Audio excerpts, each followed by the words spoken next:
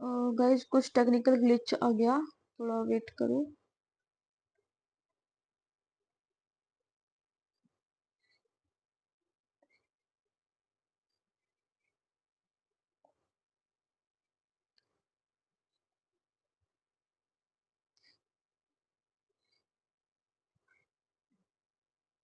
हाँ, तो हमने यहाँ तक देख लिया। चलिए नेक्स्ट क्वेश्चन की तरफ चलते हैं।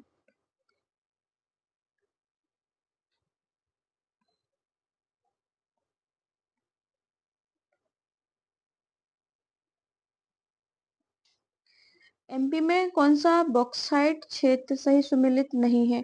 अभी एक क्वेश्चन और हमें बॉक्साइट वाला मिला हुआ था, है ना। एमपी में बॉक्साइट हो गया, कॉपर हो गया, ये और डायमंड हो गया, इम्पोर्टेंट खनिज है ना। और डायमंड, तो इनके बारे में हमें मालूम होना चाहिए।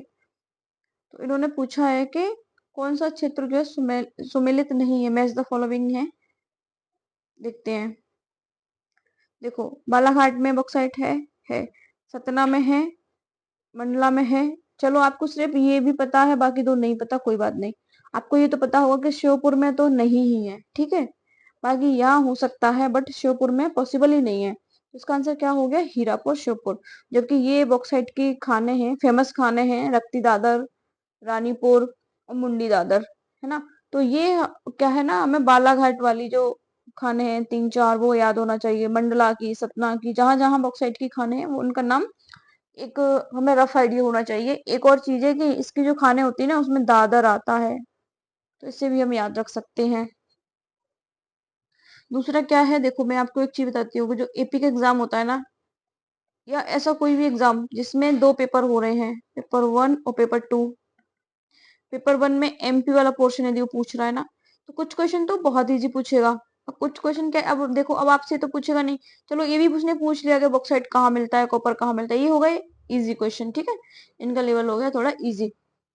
अब इसके बाद में उसके पास और क्या क्वेश्चंस बच रहे हैं, तो वो अब ना ये जो खाने हैं, खदानें हैं, इनके नाम पूछने लग गया है आयोग कि अच्छा बताओ कि ये खदान कॉपर की है कि नहीं है। आपको डिस्ट्रिक्ट तो पता है कि बालाघाट में बॉक्साइट होता है कि कॉपर होता है, लेकिन अब पूछ रहा है कि आप खदानें भी बताओ। और एक ही पेपर में वो एक जैसे तीन चार क्वेश्चन भी दे रहा है। जैसे अभी पिछले उसमें आपने देखा, पिछली स्लाइड में, कि बालाघाट का पूछ लिया, उसका कॉपर और बॉक्साइट का कि कहाँ पे है। अब उन्होंने खदानों के नाम पूछ लिए। यदि आप इसको पढ़ के नहीं जा रहे हो, तो आपको सिर्फ एक क्वेश्चन गलत नहीं होगा, आपके 3 क्वेश्चन गलत हो जाएंगे। सॉरी। चलिए नेक्स्ट देखते हैं। बाढ़ सागर परियोजना के संबंध में कौन सा सही है? कौन सी परियोजना है ये? बाढ़ सागर है। सेम वही, पिछले में भी ऐसे क्वेश्चन था, लेकिन वो उन्होंने पूछा था दूसरी परियोजना से, ठीक है। बाढ़ सागर परियोजना, देखो इसका, एक मिनट ना, इसका नाम किसके नाम पे रखा है? बाणभट्ट के नाम पे। ये आपको नहीं भी पता है तो भी आप समझ जाओगे कि ठीक है, बाण सागर बाणभट्ट समझ में आ रहा है।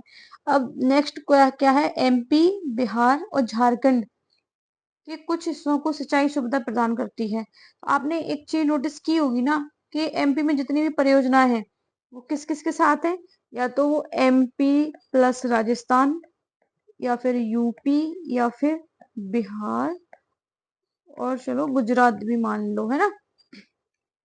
मोस्टली इनके साथ है, क्योंकि एक तो ये बॉर्डर स्टेट है एमपी की, तो कोई भी रिवर निकलती है तो इनमें से होगी भी चली जाती है। तो कुछ परियोजनाएं ऐसी हैं जो इनके साथ मिलकर हमने बनाई हुई हैं। लेकिन क्या आपने ऐसा कहीं झारखंड के साथ देखा है? झारखंड की सीमा लगती है क्या हमसे? नहीं लगती ना। तो झारखंड के वहां सिंचाई कैसे दे सकते हैं इस परियोजना से? नहीं दे सकते। तो इसका आंसर क्या हो गया? ए हो गया। ये ऑटोमेटिक गलत हो गया। क्या, जब हमें क्वेश्चन नहीं पता ना, तो कुछ हमें एलिमिनेट करना पड़ता है। ये उन्होंने राज्यपाल के क्या है, घटते क्रम पूछे हैं गवर्नर्स के। लेकिन ये क्वेश्चन क्या है, आयोग ने इसका आंसर जो है दिया है, इसका आंसर नहीं दिया ठीक से। क्यों? क्योंकि इसमें दो जो राज्यपाल थे उनकी जो टाइमलाइन है ना, जो गवर्नमेंट वेबसाइट होती है उस पे अलग है, बुक्स में अलग है, और गवर्नमेंट वेबसाइट पर ही दो को लेके कॉन्फ्लिक्ट है इसमें। तो ऐसे क्वेश्चन हम छोड़ देंगे। हाँ, लेकिन आपको इतना पता होना चाहिए कि हमें जो राज्यपाल है उनका कार्यकाल पता हो, यदि जो ऐसे हैं जिनमें कॉन्फ्लिक्ट है वो नहीं आए तो बाकी का तो हमें आंसर मालूम होना ही चाहिए। अब पूछा है कि शिवराज सिंह चौहान जो है एमपी के फर्स्ट टाइम मतलब पहली बार कब सीएम बने? 2005 में बने। अब ऐसा क्वेश्चन आया तो ये भी पूछ सकते हैं कि ऐसे कौन से हैं जिनका कार्यकाल सबसे ज्यादा रहा, या कौन 2 बार बना, कौन 3 बार बना, है ना? कुंजीलाल दुबे, पंडित कुंजीलाल दुबे राष्ट्रीय संसदीय विद्यापीठ स्थित है कहाँ पे? भोपाल में। अच्छा, ये क्वेश्चन क्यों पूछा है? पंडित कुंजीलाल दुबे कौन है बताइए आप कमेंट करके।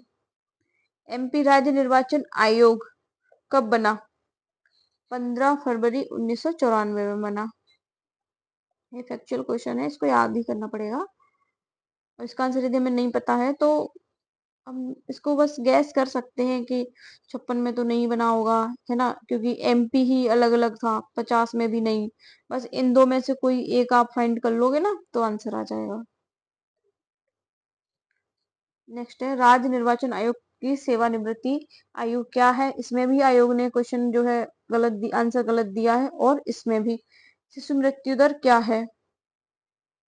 बट हमें वही मालूम होना चाहिए कि शिशु मृत्यु दर क्या है एमपी की, और एमपी के साथ में हमें पता होना चाहिए इंडिया की भी क्या है। एमपी के 2011 की जनगणना के अनुसार हमें ये स्टेटमेंट जो है पढ़ना है। ये क्या पूछ रहा है हमसे? शहरी क्षेत्रों में सबसे कम महिला साक्षरता श्योपुर में है एवं सबसे अधिक सिवनी में है।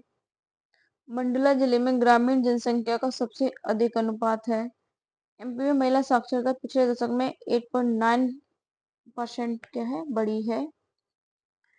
तो इसका आंसर तो देखो, हमें इसकी क्या बोलते हैं, सेंसस याद होगा ना एमपी का।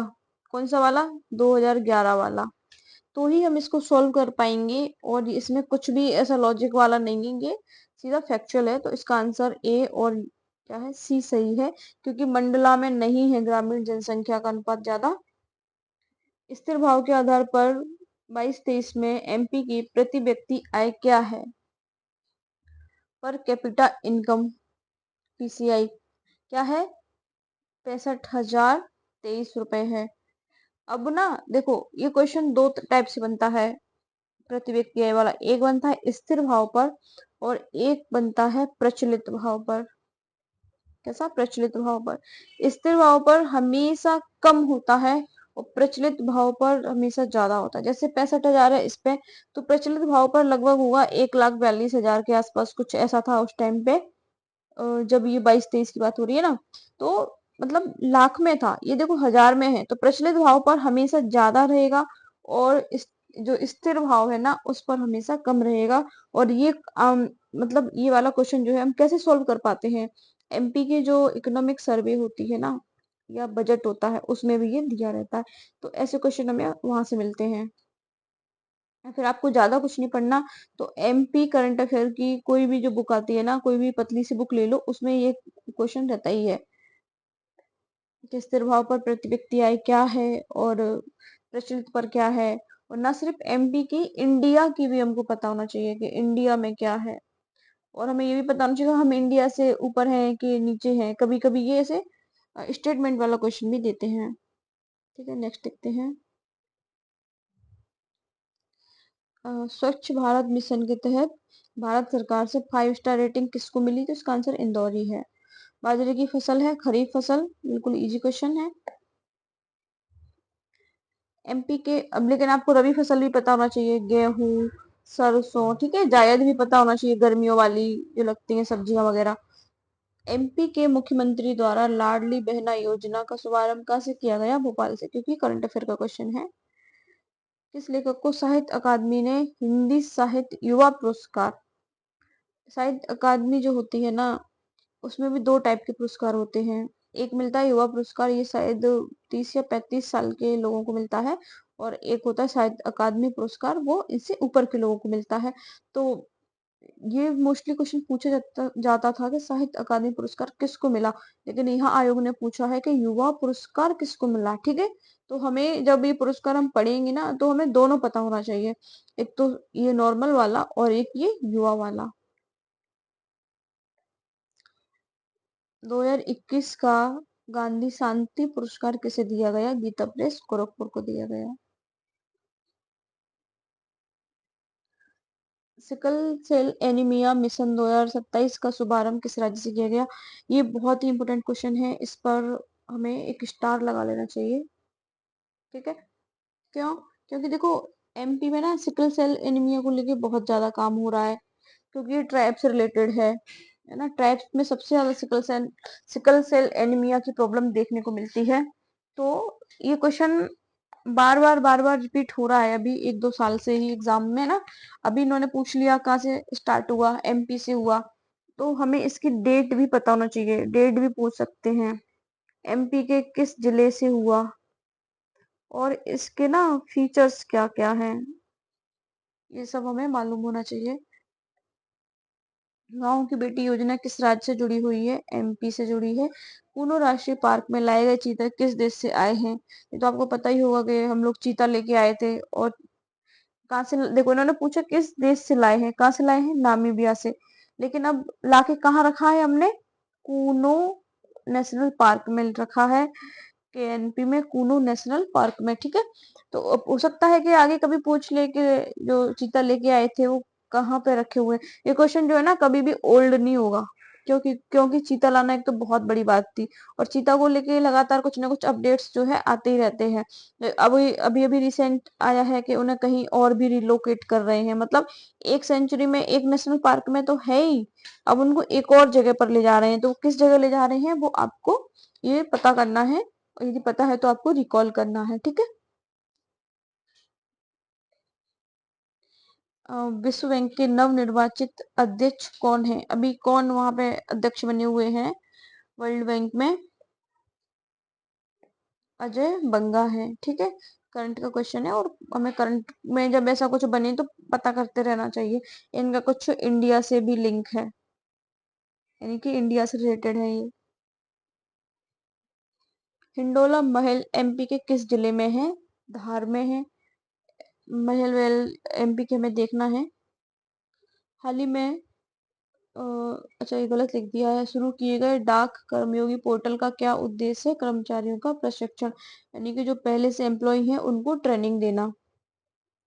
हाल ही में स्मिता कुमारी को किस क्षेत्र में विशेष उपलब्धि के लिए Guinness book of world records में शामिल किया गया है? योग में। देखो जिनमें हाल ही में लिखा है, मोस्टली वो तो करंट से रिलेटेड क्वेश्चन ही होते हैं। सीपीयू स्टैंड करता है, सीपीयू की फुल फॉर्म पता होना चाहिए। ये क्या है, एमपी में कुछ 2-3 टॉपिक जो है ना एमपी वाले पेपर में, पेपर 1 में, वो कंप्यूटर हो गया, सोशल मीडिया हो गया, इससे रिलेटेड है, इसलिए क्वेश्चन पूछा हुआ है। सेंट्रल प्रोसेसिंग यूनिट, ठीक है, ऑब्जेक्ट ओरिएंटेड प्रोग्रामिंग क्राइटेरिया संतुष्ट करता है किसको? पॉलीमॉर्फिज्म को, इनकैप्सुलेशन, इनहेरिटेंस को, ये सबको करता है। लेकिन ना हमें देखो इनका मतलब पता होना चाहिए। आजकल मॉर्फ्ड इमेज जो है ना, वीडियो जो है बहुत ही चल रहे हैं, लोग किसी की इमेज किसी में मॉर्फ करके कुछ भी बना देते हैं। तो ये हमें थोड़ा सा मालूम होना चाहिए कि क्या चल रहा है। हालांकि क्वेश्चन रिपीट तो नहीं होगा, लेकिन फिर भी हमें इससे रिलेटेड थोड़ी थोड़ी चीजों के बारे में पता हो। देखो अभी क्या पूछा इन्होंने, इंटरनेट